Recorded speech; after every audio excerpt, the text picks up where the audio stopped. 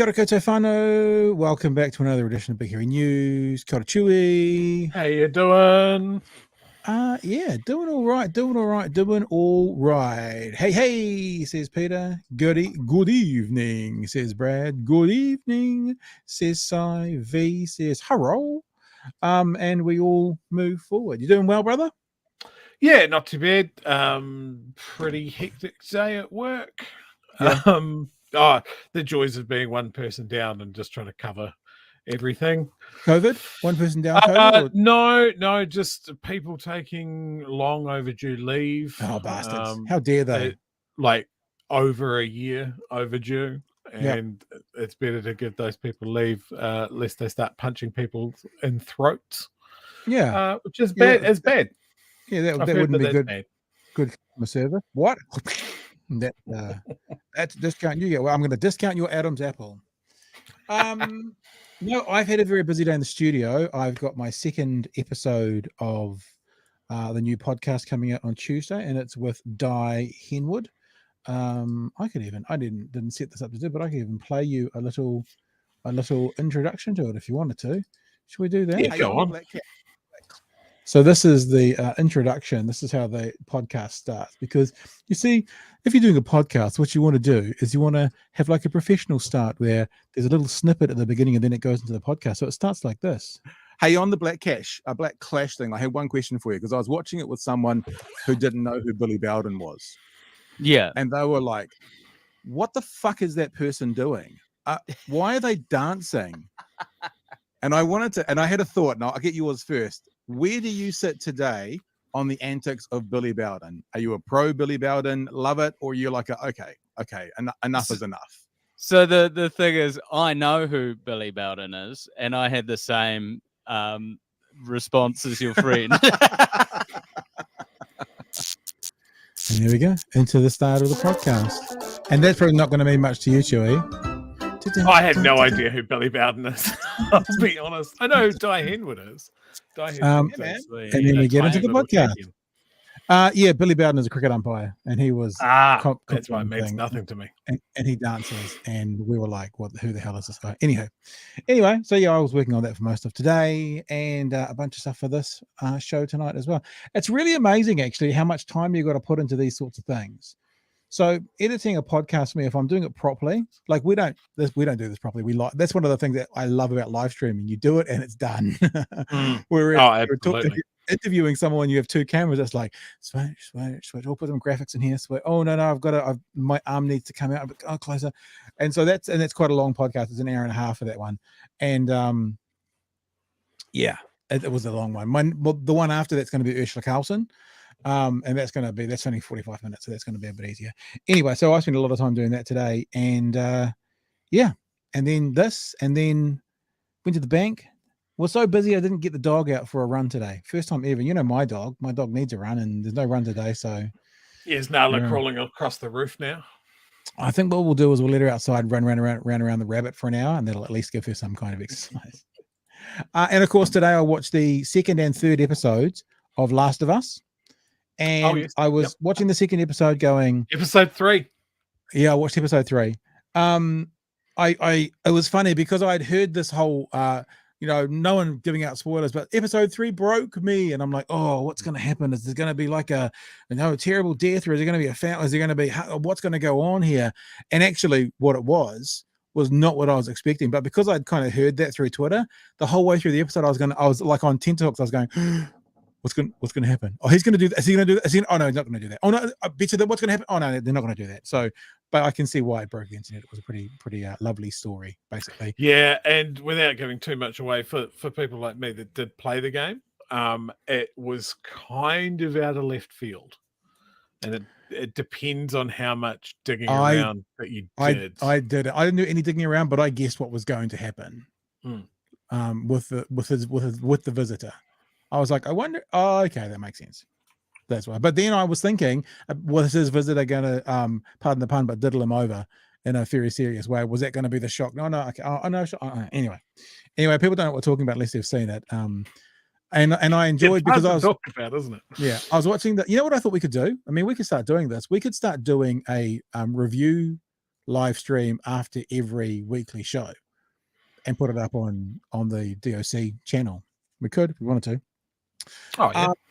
I was thinking about how does this virus go around the world, this fungal virus thing, because if you have to get it from from a fungi, then actually that would be really easy to stop at the border. But then in episode 2, they explained it got into the flour and it got into the cooking stuff, and that got around that way. So that, even though I think that's obviously horseshit, but that's at least they gave their explanations for what it is. So okay, I can suspend my disbelief now and figure out why it went around all the world. Well, it's not too far removed. I saw a story the other day that said that there was going to be shortages of instant ramen. And I was like, really? There must be heaps of places that make instant ramen. And it's the fact that most of it is made with Ukrainian grain. Oh, which is now all been gone through the Russian grain plants.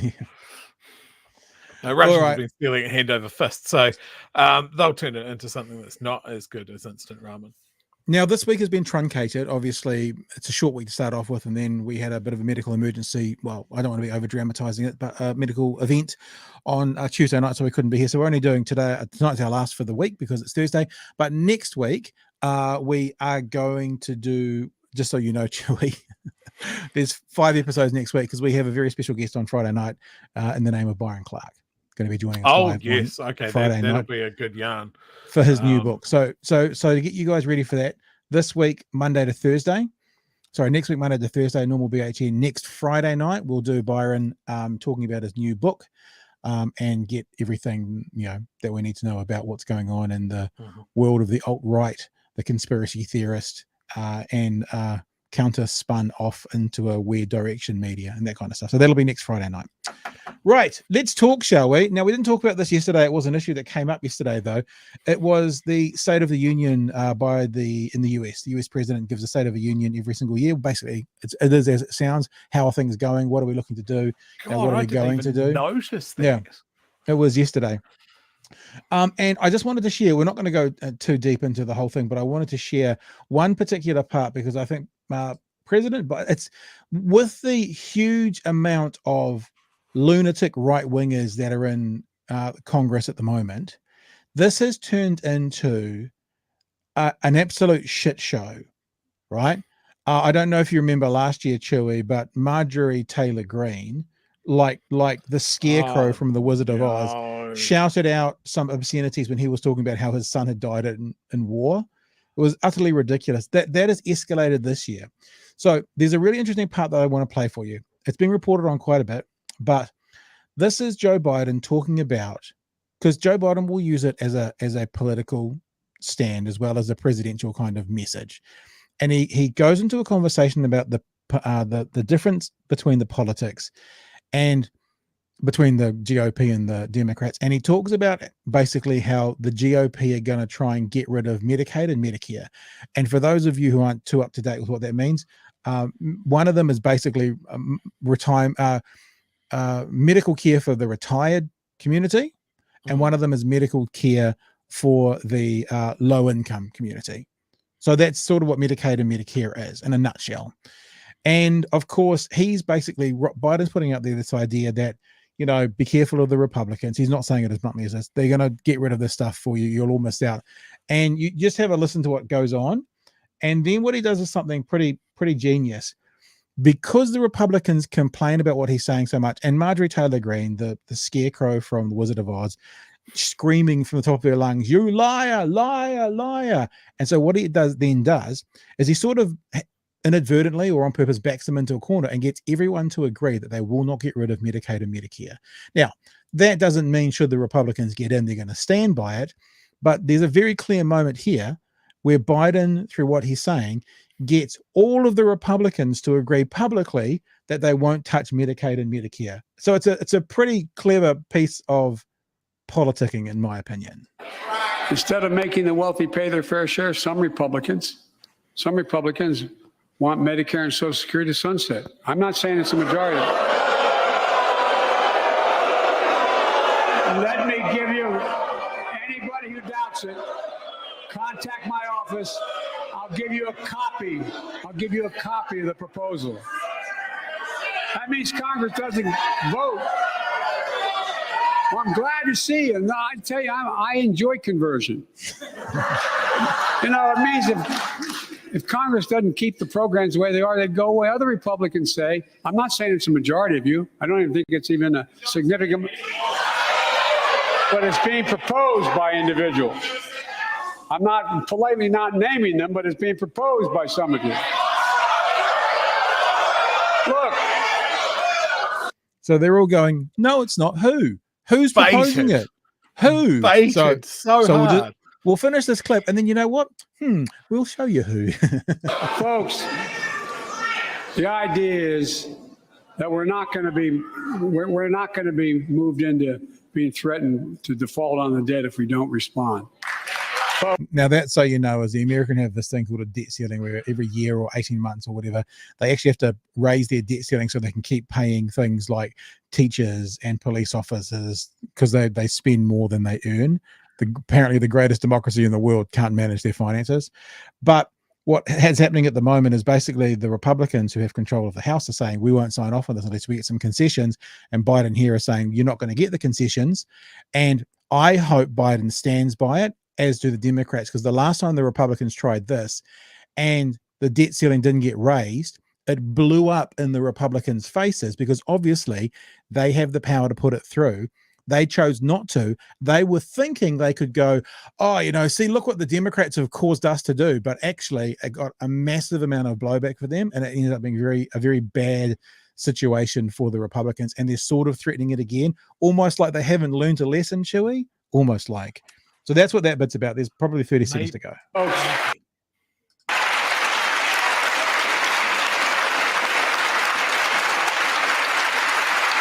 But Biden's just saying that he's not going to be bullied into compromise. That's what he's saying in that part. So, folks, as we all apparently agree, Social Security and Medicare is off the books now, right? They're not to be started.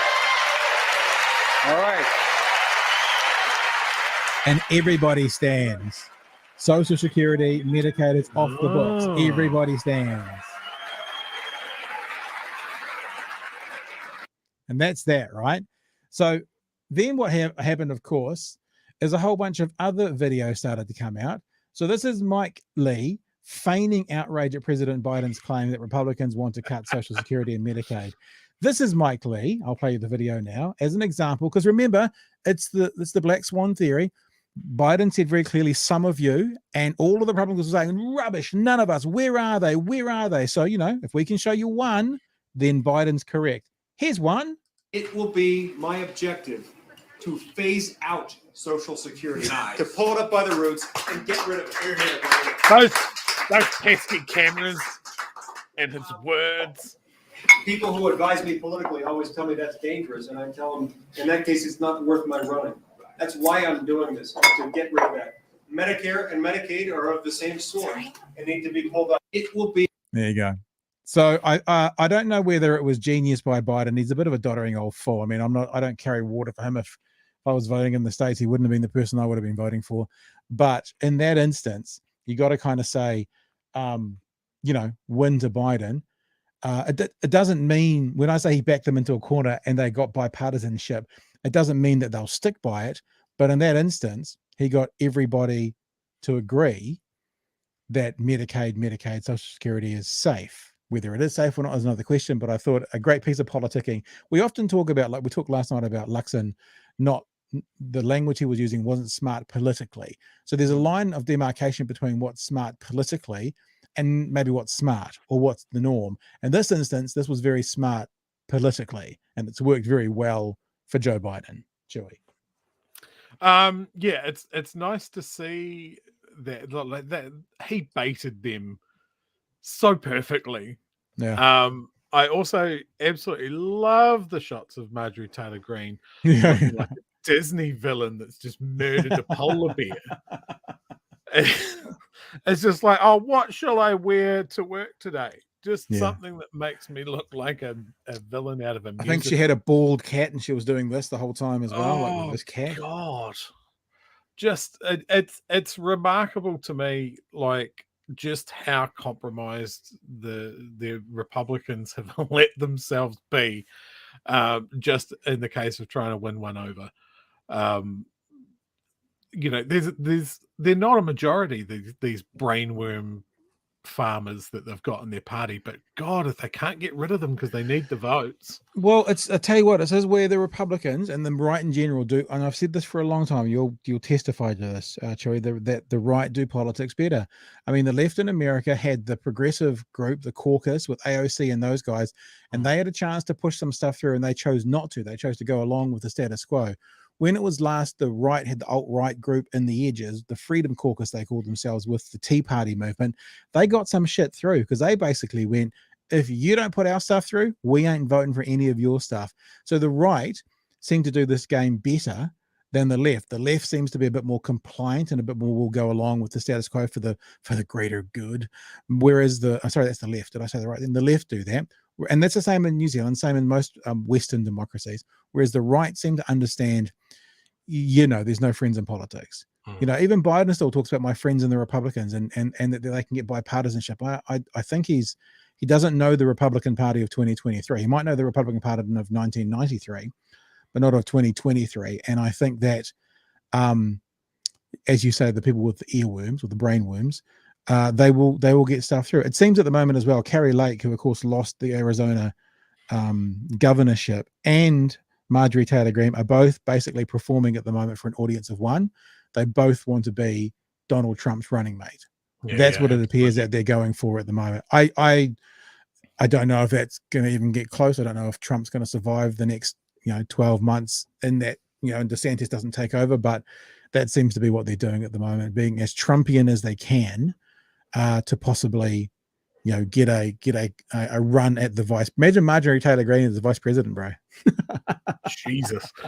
You said something that cast my mind back to happier days. Do you remember when the Tea Party was the most disruptive, crazy group of people that you'd seen? Yeah. It's Not like even, you look back to that warmonger George W. Bush and go, you know what? He was quite a reasonable guy when you look at what's going on today. Actually, I saw a clip the other day that was probably for the Republican primary or something like that, but it was a debate in Texas, and they were talking about migrants. And so this is like the late 80s, I guess. So it was Reagan and Bush one. Yep. HW. And a couple of others. And you go, okay, cool. Well, we know Reagan's a demon, so he must have had some harsh words. No. The conversation at that point about illegal immigration from the South was more about making sure that those people work hard for the country and are able to pay taxes and able to send their kids to school. It is absolute, it make your head spin how far it's gone from those days. And those people profess to worship the ground that Reagan walks on. He was the best thing since sliced bread. They'd throw him out on his ear as a communist sympathizer if they listened to that speech. Under Reagan, the top marginal income tax rate was 77%, I believe. I just looked it up. Jesus. Maybe that's not the case. Maybe it's not. But certainly the tax rates under Reagan were basically exponentially higher than what they are right now.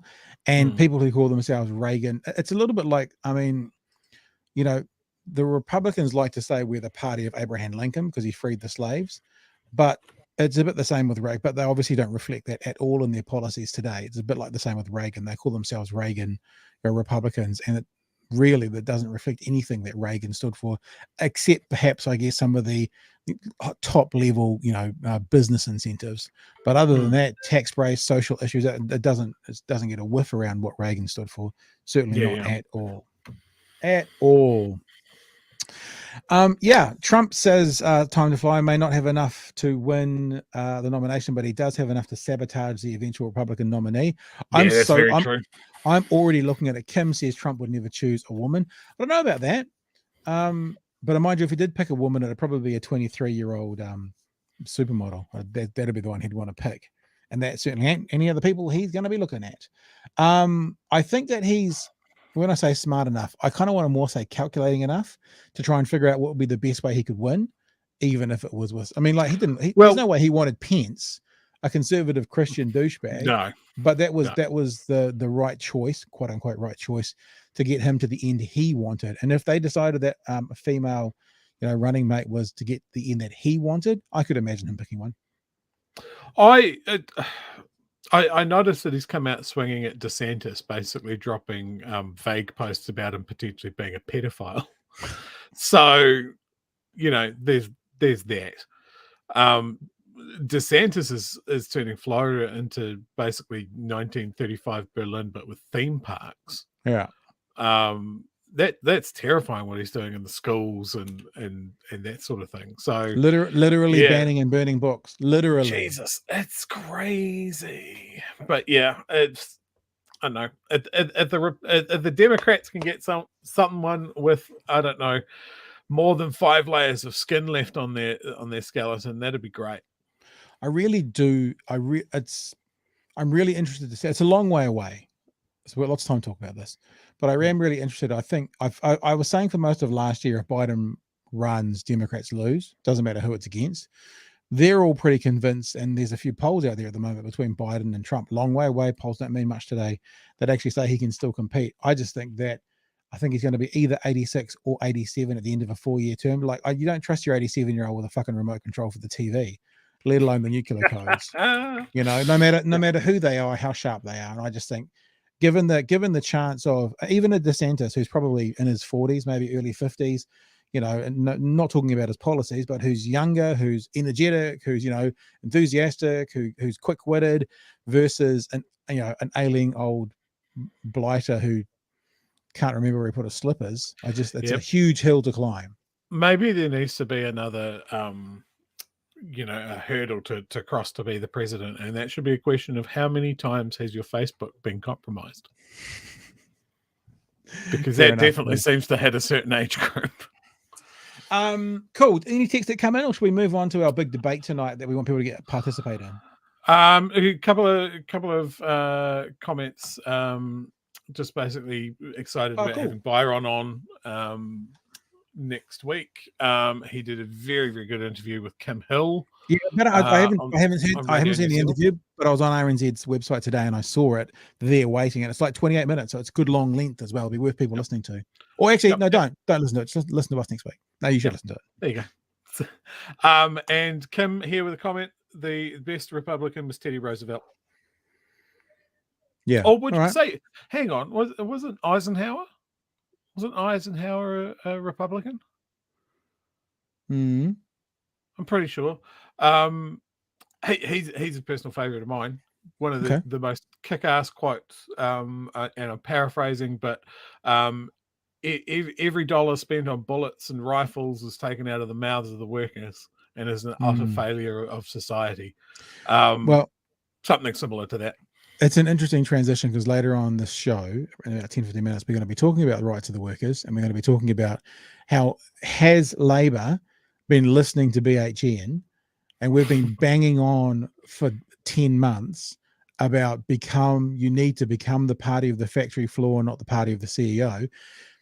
And there is lots of commentary today from other people who I think have been listening to BHN as well, who are now saying that the minimum wage is a turn towards that. We're going to get into that shortly, but what we're going to do first of all, and we'd love your participation in this, people on the chat, is the what are we calling this? When it happened on YouTube, it was Admageddon, or that this is Netflix-ageddon, Netflix-mageddon. Thousands slam Netflix on social media over password sharing crackdown. Netflix has confirmed its controversial password sharing crackdown will come to New Zealand later this month, sparking outrage from the streaming platform's Kiwi viewers. At the beginning of February, Netflix finally revealed details of their plan to eliminate password sharing amongst users, introducing a new restriction that would see each Netflix account associated with a primary location. The change requires all users to log into their account using the primary location's Wi-Fi network at least once every 38 days to avoid being blocked. Look, we're going to go through this, but straight away I'm like, well, that's not going to change anything. So if I've got a Netflix account in my house and it's my account, and one of my kids is in a flat and they use it, as long as I keep using it, then it's fine. That's once every 31 days. So I don't see how this is, before we go any further, I don't see how this is really a particularly big problem. Because as I read that, Chewy, I'll read it again. The change requires all users. So I'm the user. I've got the Netflix account. To log into the account using the primary location's Wi-Fi network at least once every 31 days to avoid being blocked. So as long as I get into mine once every 31 days, wherever else it gets used in the city or country or world should be fine. I've actually just thought of something as well, though. I don't use Wi-Fi to do mine. I don't think that's correct. Okay, all right, let's just keep reading it through then. The announcement on Netflix's Australia NZ Facebook account has already drawn nearly 2,000 replies, with many commenters threatening to abandon their subscription. Yeah, nah, I don't have Wi-Fi. I use mobile data, so I guess I'm screwed and going to cancel. One of New Zealand's based Facebook users, one New Zealand based Facebook user. Thanks for the heads up, just cancelled my membership. Goes on to say, I'm a single household and I share my account with my daughter who lives elsewhere. I've paid the higher sharing rate for years and it just won't be worth it if we both have to pay. On Twitter, where Netflix ANZ shared the same updates, backlash was also plenty. Damn, Netflix wanted to be Blockbuster so much that they're even trying to copy their bankruptcy, a Twitter user posted in response to the announcement. If we're paying premium, that's paying for the cost of extra screens. Why should we be charged on top for viewing outside the primary's household? Going to cancel if this goes through, another user wrote. And finally, on Facebook, one user called out Netflix for the timing of their crackdown. So the plan is to increase prices and decrease features and accessibility during a time when cost of living is increasing and people are reevaluating what they're spending money on, the commenter wrote. So, look, I've got some quite strong opinions about this. Ben's accusing me of going boomer. I see what Ben's saying now. So they have to all be from that same IP address. Yeah, but that's not what the article. Hang on, let me be fair. That's not what the article said. As I read the article, it said that as long as the account, right, all users to log into the account using the primary location's Wi-Fi. So if your kid's using it on a laptop and they live somewhere else in the city, they could come home, log in once, and then they could keep going. But they'd have to come into your Wi-Fi. Yeah, I got that. Okay, so I'm with you now. So anyway, you go first. Once a month. I mean, you mentioned a laptop or a phone, sure. What happens with a PlayStation or a DVD player? You're kind of screwed. I mean, I probably have the least legitimate complaint about this. My best friend uses my login. Yeah. Because so it's not going to affect you at all. It'll affect them, not going to affect my like I pay for the one that's got two simultaneous screens and like okay resolution and that sort of thing, and I wouldn't have need for the two screens at all. Like if given the choice, if they had a higher definition choice for one screen, that would be the one that I'm on. But they don't. They have a low resolution for one screen. I want the better resolution. I went with two simultaneous streams. That second simultaneous stream is wasted unless I gave someone else a login. So I gave it to my mate. Now we're going to have to find a way around that, and it could be, as Cookie mentions in the chat, it could be a VPN. However, my friend is technologically. Is he in Dunedin? He is in Dunedin. He comes to your house once a month with a laptop for a coffee. He doesn't have a laptop. He has a PlayStation. Fucking idiot. So he doesn't like technology. So on his phone. Yeah, but that's on his phone. That's not on the device that he watches Netflix on. Yeah. So I mean, yeah, I am a boomer. I am being a boomer.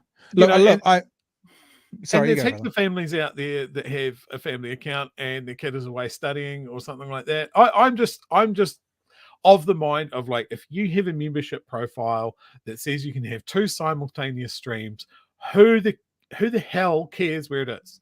Like, if they wanted to crack down on this, they would be better to look at the types of plans that they offer, because they are clearly not what people want. This is just to pick up on one other thing. Netflix users will be able to add up to 2 extra members connected to a different primary location to their account for $7.99 per member per month, less than the price of Netflix basic plan, which costs $12.99 a month. So if you've got a kid who's at university in Otago and you live in Auckland, then for another $8 they can have it on their account.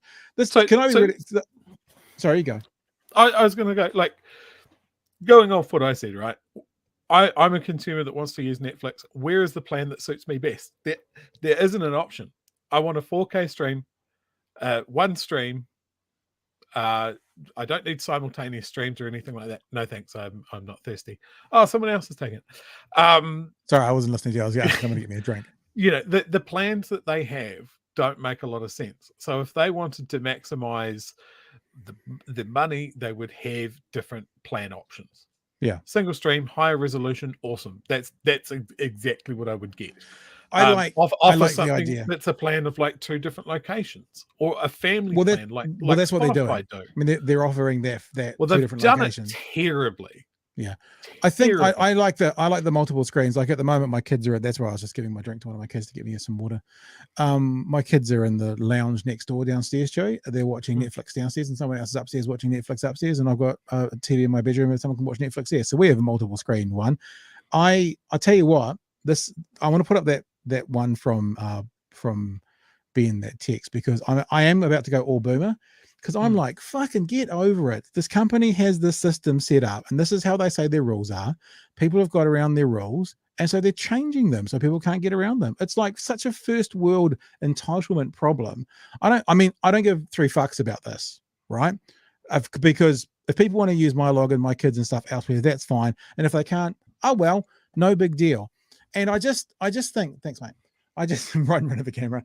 I just think that it's such a people kind of going, oh, it's just not fair that you guys have conditions that you're not allowed to put it on the outside, but because everyone did it, you're changing it to make sure they can't do it. I'm just like, it is what the rules are. It's a company that's saying this is what the rules are, and then people are going, we don't like your rules, and then they're going, we're going to leave. And I'm like, that's how it works. Yeah, if you don't absolutely. like it, you go elsewhere. This is really not such a big deal. So when I read this story and it's like thousands of comments of complaints, it's like, well, a company has said these are the rules. You've got around the rules. The company is going, we're going to stop you getting around the rules. You're going, oh, but I want to still get around the rules. Leave. Go elsewhere. Big deal. So a couple of things with this. That would be fine if Netflix hadn't acknowledged the memeability of this when they tweeted out, love is sharing a password. And that has just come back to bite them. You know, sure. Fair. It's stuff. Think about all the streaming platforms out there, right? You got Netflix, Neon, Disney Plus, Hulu, Paramount Plus. Oh God, so many more. Prime. There are so many options out there, and they're all wanting your money, and they all have exclusive content. Now we're going to get to the point where it's like, well, I can't have all of these streaming platforms. And this is exactly what happened to broadcast TV. If you can't supply a product that people actually want, well, there's one way to go. It's to buy a parrot, a hat, and an eye patch, and take to the fucking sea of piracy. Yeah, and we all do that. I mean, I'm watching I keep wanting to say The Sum of Us, The Last of Us. I'm watching it on the internet, and that's what I'm doing. I pay for Netflix, for Amazon, for Apple TV, for Sky Sport. I've just cancelled Spark Sport, for Disney Plus. So I pay for all of those, and I watch some stuff on the internet. And it's what I do. And maybe it's morally bankrupt for some people. Fair enough. It's what I do. And if people really give a shit about Netflix and they're like, this is not fair, my kids are like watching everything on the internet. They don't even watch. I have Netflix, and they don't watch the stuff that on Netflix that they can watch on Netflix. They watch it off the internet. Yeah. So it's like Absolutely. it's like when Game of Thrones came out, and the same for the Grand Tour. They were the biggest television shows in the world for a while, and the reason they were the biggest television shows in the world is because they were being pirated so much. So more people watched Game of Thrones in a pirated way, which then actually added to the value of Game of Thrones. Then we're watching it on actual paid platform or free to wear television. It's the way of the world. If people can't figure it out, then I think I've said it on the show before, Chewy. When my mum was little in the 1840s, they had an iceman, a person that actually came around with a big block of ice and put it in the bottom of what they called a safe, which was basically their fridge. The block of ice took days to melt, and it would keep that cupboard cool like a fridge. What happened when refrigeration became available and cheap? Well, the Iceman adapted or disappeared. And it's the same as Kodak film. They adapted or they disappeared. We're in a moment with technology right now that these streaming platforms don't sort it out. They'll either adapt or they'll Hmm. disappear. That's the way of the world. For you who are watching Netflix, if you're not liking it, you'll either adapt or you'll disappear from Netflix. It's the way of the world. Yeah, and I mean, I got to admit, I'm considering cancelling mine because it just seems to be full of shit. And I'll give you my the password, stuff, bro. and the stuff that I do want to watch, I can attain other ways. But Yeah. yeah, it's like, remember when piracy was a big problem? Yeah. When the music industry was just cutting its fingers off to try and find a way to stop it, and it was What was the it same. called? I used to use Napster and LimeWire. Do you remember LimeWire? Yeah, what a fantastic way to give your computer AIDS. To spend an hour and a half downloading a single. These streaming services made things easy and convenient for people, and when that convenience goes away, it's the value proposition. So where I think Netflix has found itself now is they've had a massive freak out when they released that statement, say for the first time ever, we've lost subscribers. Yeah. And their share price took a big hit. And I bet people were banging their heads on the boardroom desk going, we're gonna get the money back up again. We're gonna do the money again. And they've gone for trying to shut a door and people are gonna jump out the window instead, rather than going, okay, so what do people actually want to do? Yeah. They want a family account, they want more choice in their plan. No, we're not going to do any of that. We're going to put ads on, which is one of the things that people hate, but we're going to put that in. And we're going to make it less convenient for people to use our product. And yeah, I think the result is people are going to decide what they want to do. And I think they'll be sitting there going, oh shit, we fucked up. Yeah, maybe, because I actually, to kind of counteract my own point a little bit, because as I was reading through the article and I noticed a piece about Blockbuster, I thought, well, actually, if you went to your video store, your DVD store, back in the early 1980s, and you got a DVD out, if you wanted to then pass that DVD to your neighbor to watch it, you're entitled to do that because you'd paid for the use of it. So that I can also see you could use that as an argument to say, if I've paid for 2 screens, why would it matter where it is? But I guess I'm partly a fight the man sort of thing, but I'm also like people are having arguments over how they can watch their television. I'm like, if that's the worst problem you've got today, you lead a pretty blessed life. If that's the biggest issue in your world today, when there's so much else going on in the world, then if that's what we're getting our knickers in, I guess I'm just not prepared to give it my energy, Chewy. Because it's there's worse things in the world. Here we are going into a 15-minute conversation about it. So about that energy. Only because you're going on and on and on and on and on about it, Chewy. Oh, with facts. You don't know how devices work. Shut up. Why don't they just log into the intertubes? Anyway, we'll see. I have to make an awkward conversation to my friend telling him that I'm cutting him off. Well, you don't really. Just let it stop. I mean, as long as you keep logging in, his will stop and yours won't. If you don't want to have an awkward conversation, you don't have to. Carl says all streaming services were operating on a drug dealer model. You got hooked and then they charged through the teeth. Disney Plus is going up as well. If you have kids, then you're a little over the barrel. Well, yes and no. I think also I used to try and justify getting stuff off the internet, especially if stuff had been to free-to-air television.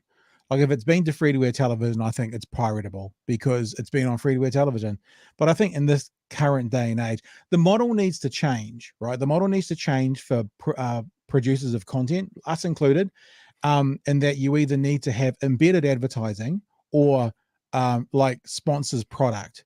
Like Game of Thrones tried to do when they left their Starbucks cup. That was an accident. But, the way to do it is to find money elsewhere. Like, for example, you could very easily, like, who's ever watched an advert recently? Why would you watch an advert? Even if I do watch something on television, I'll zip through it.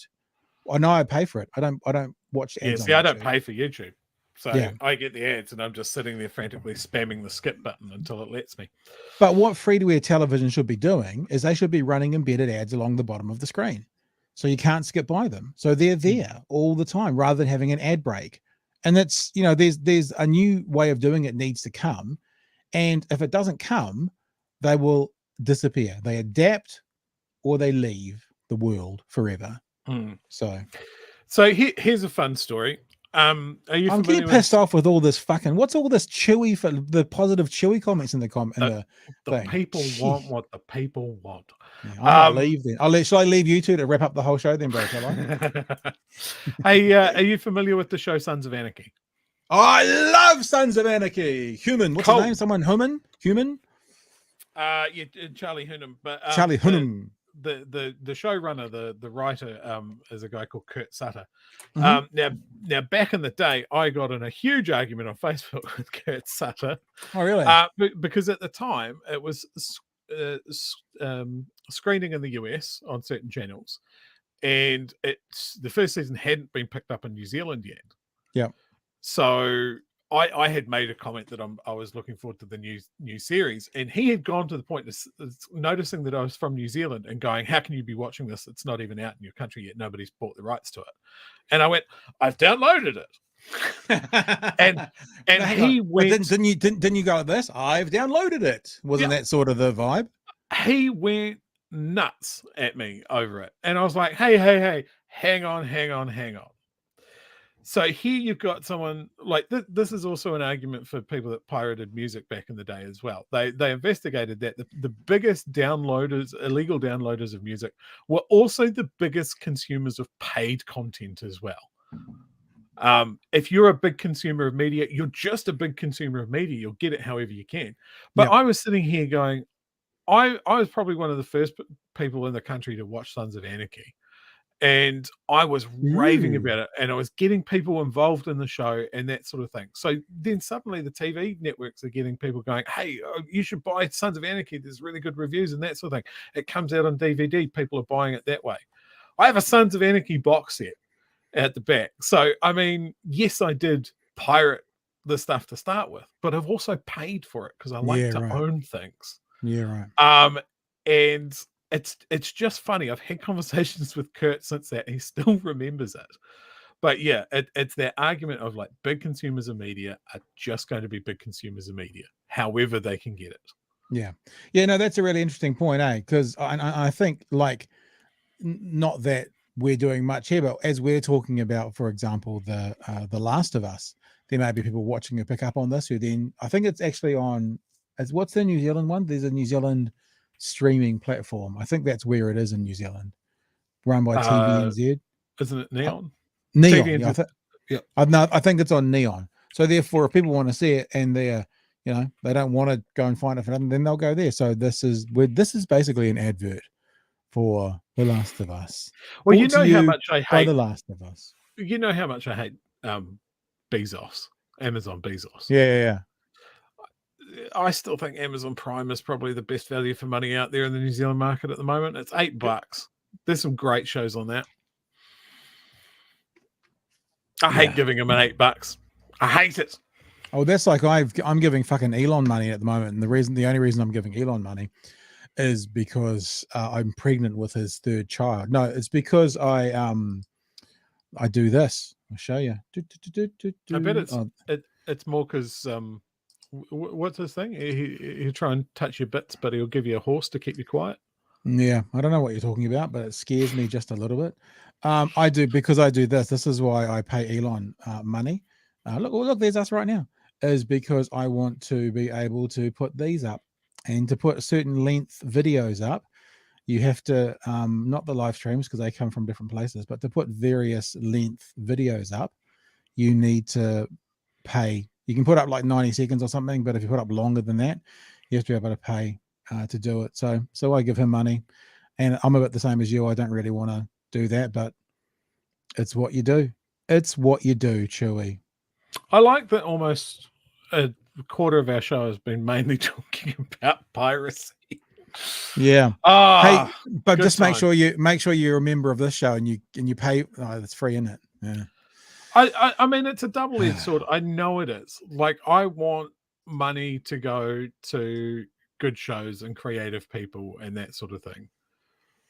But how do you do that these days? I was talking to someone about this. In fact, I probably can say who I was talking to. It was well, maybe I shouldn't. It was actually the wife of someone involved in media, and I was like talking about watching the rugby on the internet, and they were like, yeah, whatever, that's all good, but how do you think they pay for the world-class coverage we get? And I'm like, yeah, through subscription and advertising. And they're like, yeah. So the more people, and I get it, it's the same as Netflix. The more people who then pirate the stuff, the less likely it is. But you know, I acknowledge that, and I'm a part of the problem. But as you say, I'm also part of the session. What did I just fucking list off? Like 7 subscriptions that I'm doing. I didn't mention YouTube as well.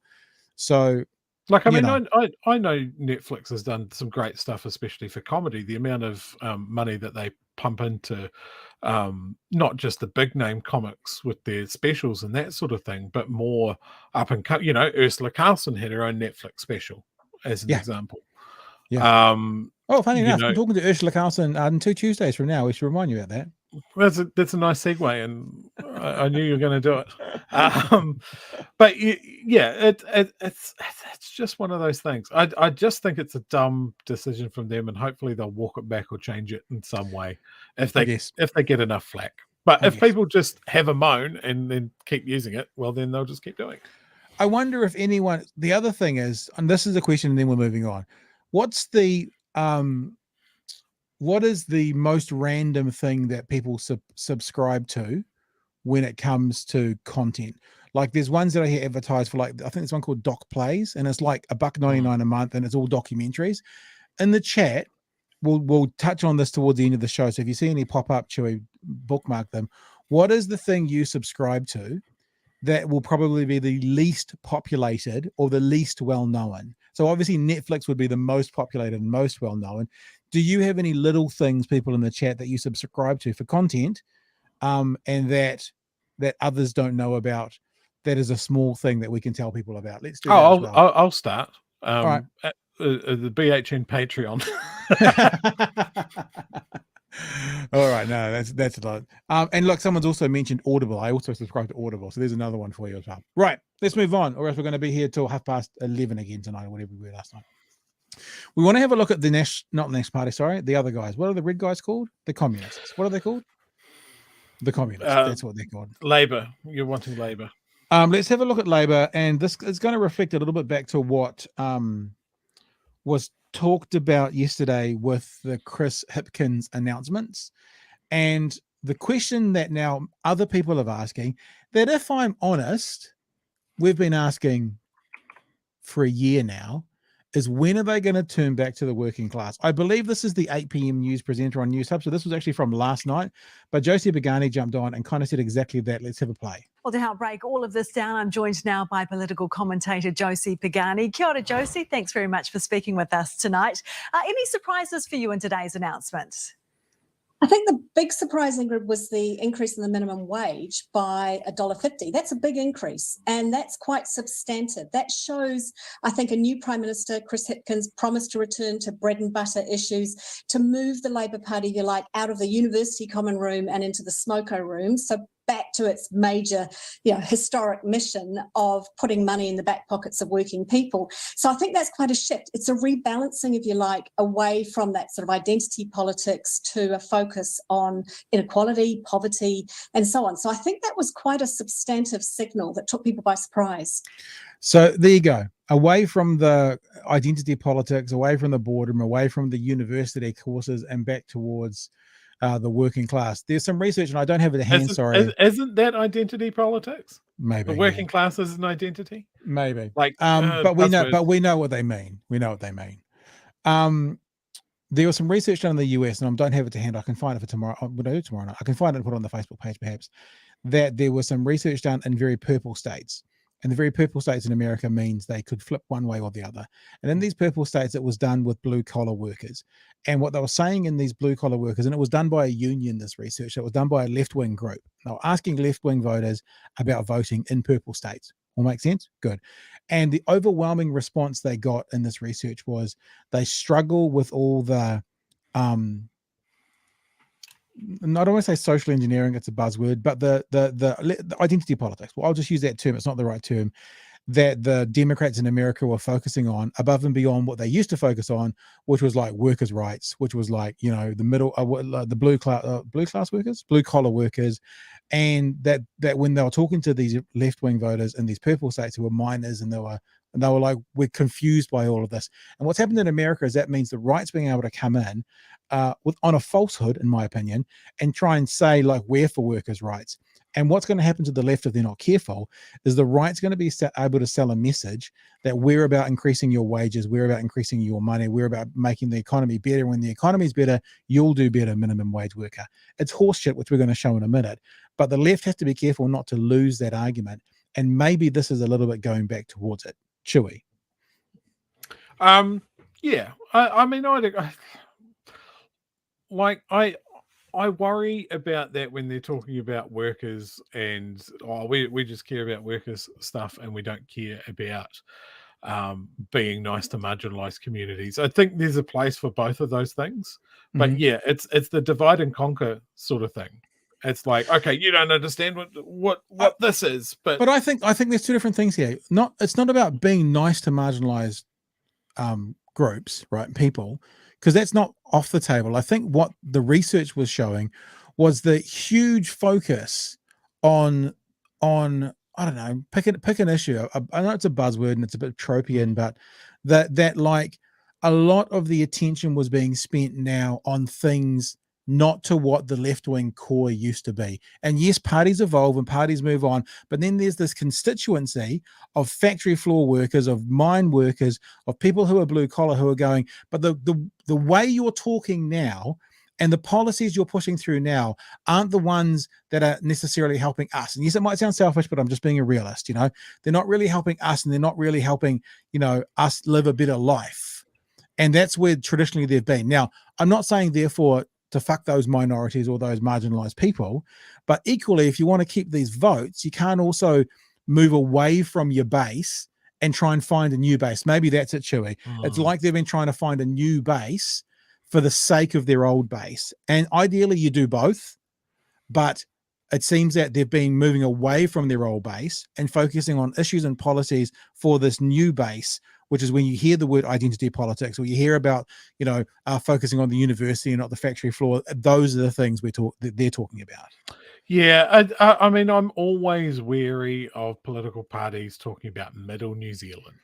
Yeah, because there is a huge gap between what National consider middle New Zealand and what Labour do. Yeah, it's very dangerous. I mean, as an example, something that I think is aimed squarely at middle New Zealand is working for families. Yeah, completely. That sort of thing. That doesn't mean that we can't look at overhauling, you know, tax brackets, or we can't look at overhauling things like workers' insurance and stuff like that. And the dole. It's when these parties weaponize one group against the other. We should all be really wary. Yeah. And you know, especially now, especially when unemployment is so low, be very, very wary of National talking about bludgers.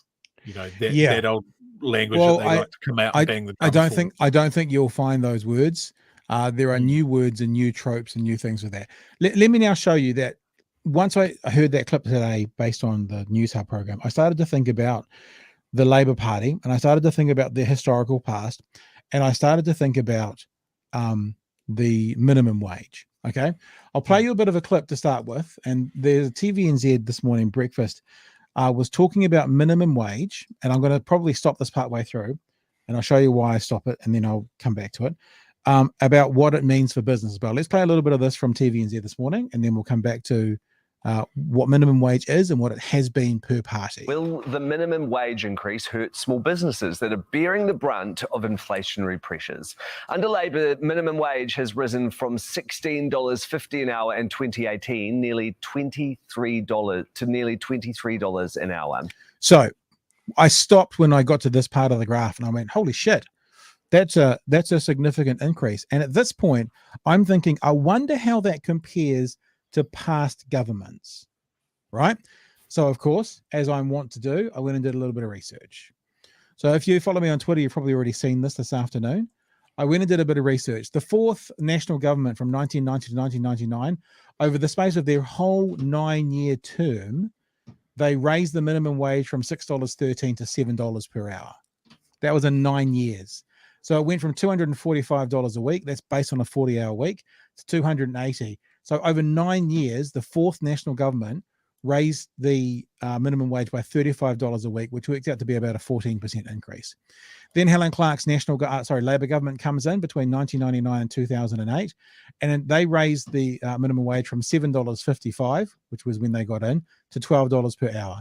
So from $300 a week to $480 a week, an additional $178 per week compared to $35, or 59% increase. Now that's a really high number, but one has to assume that's a really high number because National came in and completely fucked over the worker in that 1990s term. So they were probably redressing a little bit of the nothing from National. God, it's just a reminder how brutal the 90s were. So let's have a look at then, of course, the fifth national government takes over under John Key, 08 to 2017. Started on $12.50 per hour, $500 a week. Went to $15.75 per hour, $630 a week. That was an additional $130 per week. Now, obviously, when the years go on, the dollar value goes on, changes as well. But it's really interesting to see that the Helen Clark government actually increased more dollar for dollar than the following national government, $178 a week to $130. Now, that is still for the national government a 26% increase, which dwarfs the 14% increase from the fourth national government. And then Jacinda Ardern's sixth Labor government comes in 2017 to present, started on $16.50 as we saw in that graph, just going to be going up to $22.70 per hour. So it's gone from $660 a week to $908 a week based on a 40-hour week. That's a $250 a week increase, or a 38% increase. Now, the other thing to remember is this is in 6 years. This is in 9 years. So in 9 years, National raised it by 26%. In 6 years, Labor has raised it by 38%. And in fact, if you do the maths here, you can see that every time the Labor government's in, it raises it by about 20% a term, right? So they were in for 3 terms, the fifth, and it went up by 60%, 2020. They've been in for 2 terms, and it's gone up by nearly 40%, 2020. When when National's in their first term, it went up by about, 3 or 4 or 5% a term, 5% a term. And then when the fifth government was in, it went up by, I guess, about 7 threes are 21, 7 fours are 28, 3.5% a term. So it's unequivocal that the Labor Party of recent times, right? So we're looking in the last 30 years, has been much better for the low income worker than the National Party. It's unequivocal. It's in the numbers. All you need to do is look at it. If you take the average of the 18 years, because that's 2 9-year terms, that National has run the country since 1990, they've increased the minimum wage by about 2 to 2 and a bit % per year. If you take the 15 years since 1990, well, it's 1999, that Labor's run the country, they've increased the minimum wage by about 6.5% per year. Inflation at the moment is 7%. They've increased it by about 6.5% per year. So what we need to do, Chippy, if you're listening, is get this message out there and demonstrate with the numbers that we've just looked at that under Labor, under a left-wing government, the low-income earners are about 300% better off, 2.5% to 6.5%.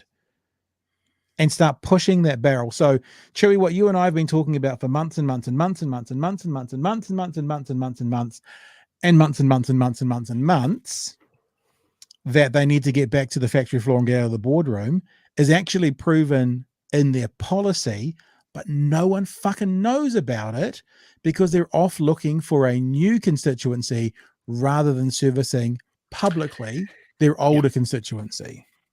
Now, when people think of minimum wage, I think also the perception that people have of who a minimum wage worker is it comes into it as well. Like, you think minimum wage worker, you think kids out of school, part-time job, recent immigrants, that sort of thing. There are a lot of people on minimum wage, or that their wage is tied to minimum wage. Technically speaking, I'm a minimum wage worker. Now, you know, I get commission on top of it being a salesperson and stuff like that. But my base pay is minimum wage. So, I mean, just calling it minimum wage increase, I think, almost does it a disservice, because there are so many people that get lifted up by an increase in minimum wage.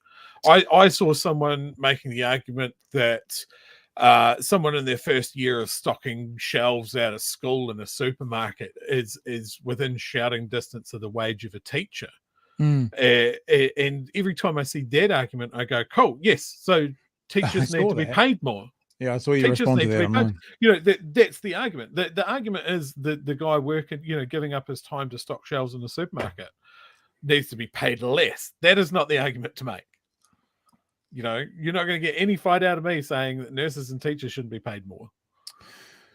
On TVNZ Breakfast this morning, so they had this conversation. It was really about, you know, how's this going to impact business? And I've got some clips queued up there, but you know what? I think there's only one clip I'm going to play you, and it's actually only 25 seconds. Bernard Hickey. He was the economist on, and he actually basically said really clearly why this is good for business, the increase in the minimum wage. Have a listen to this. But I actually think the minimum wage should be seen as a tool which helps encourage businesses to become more productive, to bring in more labor-saving devices, and to actually force through some increase in productivity. Because on the whole, New Zealand businesses haven't been brilliant at reorganizing, reinvesting, using machines to increase output per hour work. The minimum wage. He also said earlier on in the conversation, I will play this first part of it. I won't play this is the guy from the workers union or the business union, whatever it was. But he also talked down why businesses should welcome this and what it means for businesses. This is Bernard Hickey, economist. One thing it does do, though, is it forces employers to put up those wages quite a lot.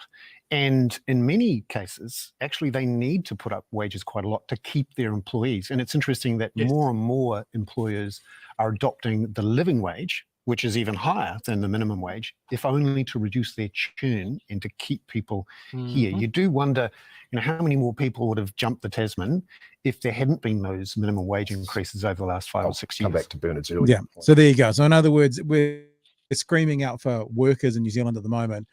Businesses, rather than complaining about the minimum wage increase, should be kind of going, if we didn't have the minimum wage increase, if we weren't paying these people more, we'd have even fewer workers in New Zealand. So I know that the other thing is this business rep that was on as well was talking about they were expecting a $1 minimum wage increase. But if that's the case and it's $1.50, you're talking about $20 a week difference from what should have been expected. 50 cents, 40 hours, $20. There should be no business out there that's going to fold over offering a minimum wage worker an additional $20 based on what your expectations were. No, if your margins are that tight in business, then I suspect your business probably shouldn't be operating. Yeah, absolutely. Like it happens every time that there's a minimum wage increase. Business squeals like a pig for a little bit, and then they realize that it doesn't change anything. Like they're still in business. Maybe their workers feel a little bit more valued. Maybe they have a little bit more money in their pocket. And, you know, their workers usually spend money at the place that they work as well. Like it's a fringe benefit for them. But I think, yeah, any business at the moment that is offering living wage instead of minimum wage, like unemployment is so low. People know that there's a competing business out there that wants them to come and work for them because they're screaming out for staff. And it's these things, like business needs to go, you know what minimum wage says to my employee? If I could pay you less, I would. Yeah, true. You know, if I was legally allowed to pay you less. I value as low as I can. Yeah. You know, I know there was a comment in that conversation as well with the business guy who was like, you know, people are getting paid $30 to go and fold sheets in hotels. And I'm like, cool, good for them. It's a shit job. That's why. Yeah. You know, like you had the guys in Queenstown going, we can't get enough workers. And that's the thing. You need to go, well, why aren't you getting enough workers? Are you compensating appropriately for the job and the reason that you're in? One of the big things that people don't want to work in Queenstown is because you have to live in a shipping container out the back of someone's house for $500 a week. You know, so they had to look at things like, okay, well, we'll put accommodation in the hotel, or we'll do something. We'll add add more benefit to it. I know a lot of businesses that are now going, you know what is attractive to people? Work from home, or Yeah. flexible hours around work for home. You see Yeah. businesses going, hey, look, maybe this 4-day week that people have been talking about will have some benefits, and they're seeing that their workers are happier and more productive, and they're just not in the office as much. My God, I would murder so many people to be able to work 4 days a week and get paid the same amount. You know, people have seen what that can be like because of COVID. And they're Yeah. like, Jesus, you know, if I did 4 longer days to have a 3-day weekend, yes, 10, 10, 100% 10, yes. rather than Yeah. 8, 8, 8, 8, Yes, 8. yes, Yeah. absolutely. So, I mean, with all of these businesses crying out for workforce and that sort of thing, and they're not, this is where workers can really eke out some more gains, and we should be Yeah. jumping on that. Very good. All right, let's have a look at some of the comments that have been coming in. There's all sorts of comments from all sorts of conversations, including the one about Netflix. Morally, Netflix are on the right, but the value proposition is falling through the floor. Selection is dropping, needing more platforms to cover the shows I want to watch, says Ben. Speaking Ben's of the had some Netflix great one, comments about Netflix. Thanks, Ben. Rob says, yoo-hoo, fiddle-dee-dee, being a pirate is all right by me. Do you want to cause a pirate is a, do you want, Do what you want because a do you pirate want- is free. It's actually a Right. whole YouTube, like that's a song Is it? that he's quoting, which is Is amazing. it really? Yeah. Captain Pugwash and Seaman Stains, is that where it comes from? I'm going to say yes, but I don't Okay. know. Ben also says, I stopped pirating music when Spotify and all those things arrived. I slowed down on TV movie piracy when Netflix started and was good. I ramped up my TV movie piracy recently and cancelled my Netflix sub. Yeah, I sometimes, the online package I use, even though I've got Netflix, when I see a Netflix product coming in there, I'm like, oh, I'm paying to watch it over there, but I could just cut, whatever. I'm not going to show these because they disgust me. These two comments here. There is a ban coming for some people. And we were talking about those little things that you pay to be members of. Someone is a paid member for TYT, which is interesting. The Young Turks. I watch a bit of the Young Turks, not as much as I used to. I've never been a paid subscriber though, so good on you if you support the work that they're doing. From little old New Zealand, David says, for free I get TVNZ +3 now, Māori TV, and also Beamerful. Film, don't know what that is, through Auckland Libraries. Just viewed Zulu on the latter, great value. So Zulu must be a one. Freesold loves TYT. P. Blake says new scientist, big brain man, obviously, big new scientist. Peter King says the thing I don't know whether to find this offensive or to find this encouraging, because we talked about what are those little tiny things that you pay for that no one else knows about, and Peter King says he's not even on the show. So Yeah. that's even more bizarre. Damage report rules. Kim says, I do a lot of Patreon, but one of the accounts I follow is Jim Can't Swim. True crime, said psychological aspects of interrogation. Great content. All the back catalog, YouTube banned. There you go. Moving on to the other parts of the conversation. Carl says the right wing makes everything a culture war issue, attacking emotions and successily tricking people into voting against their own self-interest. That's very true. The voting against your own self-interest is spot on. How Dave Chappelle, in one of his recent stand-up routines, which was a good one, not one of the latest ones, but one of the talked about living in Ohio with the dusty whites. And he talks about the dusty whites and their utes, and the dusty whites are the poor whites, and how Trump convinced them that he was one of them. God will only know, but he did. And then he cut farming subsidies. Yeah.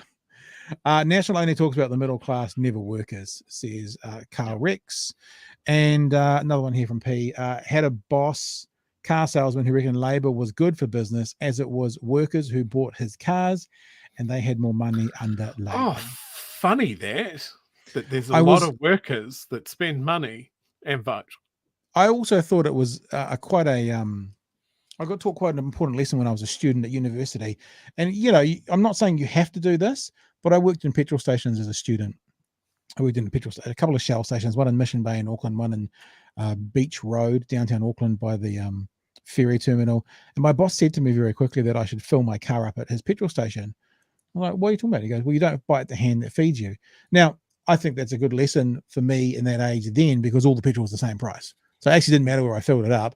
But of course, if he's paying me and it's the same price and I get the same benefits, I should fill it up with him, because then I'm spending money that he's giving me back with him helping him who's helping me. So I think unless your boss or your workplace is extorting stuff out of you and it's not worth it, as much as we can, we should, as the car dealer has said, buy our cars from our car dealer, fill up our tanks from our petrol station if we're working there.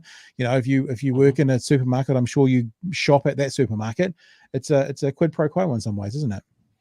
Yeah, I know. Well, I can say that certainly for a lot of workplaces that I've worked at, oh God, EB Games relieved me of most of my wages. I think you can see in the back there's still a bookshelf full of a lot of collector's edition video game stuff. Why buy the $100 version of the game when you can buy the $350 one and get a plastic dragon? I made good financial decisions. But the benefit is it looks amazing in your background now. Yeah, absolutely. I can certainly say that I'm saving a lot more money now that I'm not working in consumer electronics. There are less gadgets coming into my house. But yeah, I mean, the ones that are worth $2,000. Fewer of them, but more expensive. Yeah, I mean, this kind of comes back to what I was saying about what would be quite a big effect on the election, in my opinion, is the pinch that people feel in the supermarkets. Yeah. And if they've got some more money in their pocket for groceries, then there's a chance that that's going to lessen. That's going to be less of a pain point. And if going into the voting booth, people are going to be thinking, oh, well, I got an extra $150 a week or whatever. And maybe if it's paired with the government cracking down on supermarkets being a bunch of bastards, then that would make a difference. I think so it's $1.50 an hour going up. That's $60 a week. $60 a week is significant. For most people, that's between half to 2/3 of a tank of gas. $60 a week that might buy you a dozen eggs. Probably not quite, but it'll get close to buying you a dozen eggs. But $60 in your hand, right, is actually a significant amount of money to help out with things like groceries and that sort of thing as well. There was some commentary today about it's basically about the inflationary adjustment.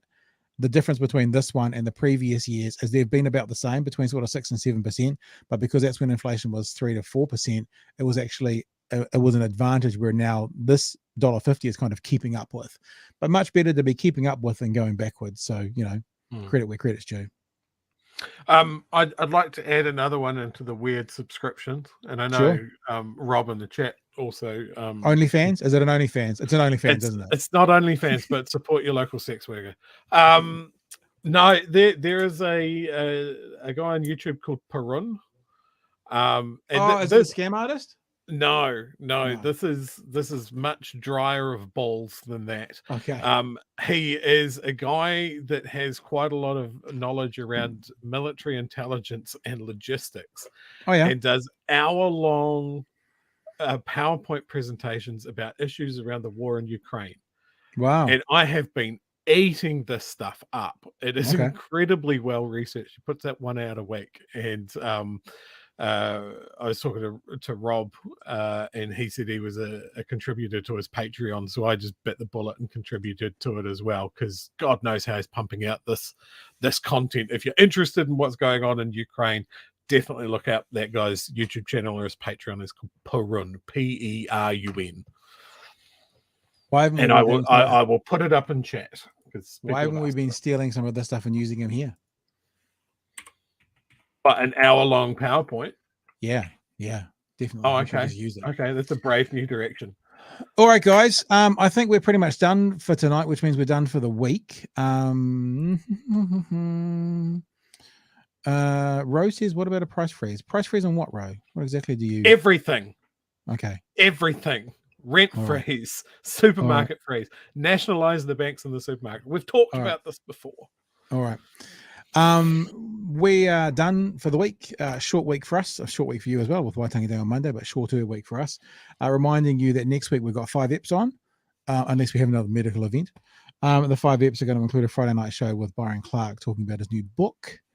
Other than that, I guess we're going to just catch you when we catch you. I was sorry, I haven't got around to doing a meetup this month. I was going to do a meetup this weekend, but I didn't get around to letting people know. So probably end of next week as well, we'll do a Patreon meetup for those of you who are patrons on a Saturday morning. We do an 11 o'clock meetup online, and we'll probably do that for you next week. And it'd be good to see some of you in the patrons catch up on the Saturday morning. I'll tell you more about that next week.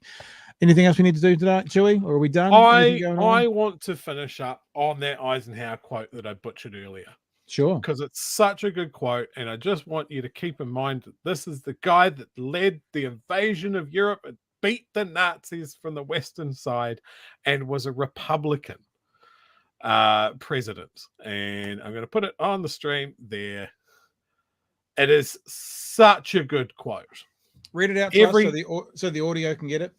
Every gun that is made, every warship launched, every rocket fired signifies, in a final sense, a theft from those that are hungry and are not fed, those who are cold and are not clothed. This world in arms is not spending money alone. It's spending the sweat of its laborers, the genius of its scientists, and the hopes of its children. That is a fucking quote. And a great way to end the show tonight. Thanks for joining us this week, team. We will see you Monday night from 9 p.m. for another edition of our Big Hairy News. If you'd like to be involved with the work that we do, if you'd like to come and support us, on the bottom of the screen right now, you will see us going along with patreon.com/Big Hairy News. Come and join the team and help us keep making independent news at patreon.com/Big Hairy News. Other than that, have a fantastic weekend. Will be some clips coming out over the next 2 or 3 days from some of the stuff we've talked about over the last couple of days. And we've appreciated every one of you being with us. Remember, #ShareOurShit. Follow us on Twitter, me and Chewy. Then when we put clips and stuff out, you will get them. If you're interested in the other product that we're making at the moment, which is the Talking to Comedians about comedy, there's another episode coming out on Tuesday. There's some clips about that coming out this weekend on Twitter. And other than that, have a great weekend. Be safe, everybody. We want to see every single one of you back here next Monday night. Plus all your friends. No as well. dying. No dying anybody. No. And we will, isn't it? It's such a weird thing to think. Imagine if someone did. Yeah. And they were like, oh, he said that last week. Well, sad news. Especially not our high tier Patreon donators. Or if you do, or if you do, just leave it on your credit card for a few months. Sorry, that was mostly inappropriate. So we'll leave it there. Thanks, guys. We'll catch you on Monday night from 9 p.m. for another edition. Be safe through the weekend. We'll see you when we see you. Hooroo. No.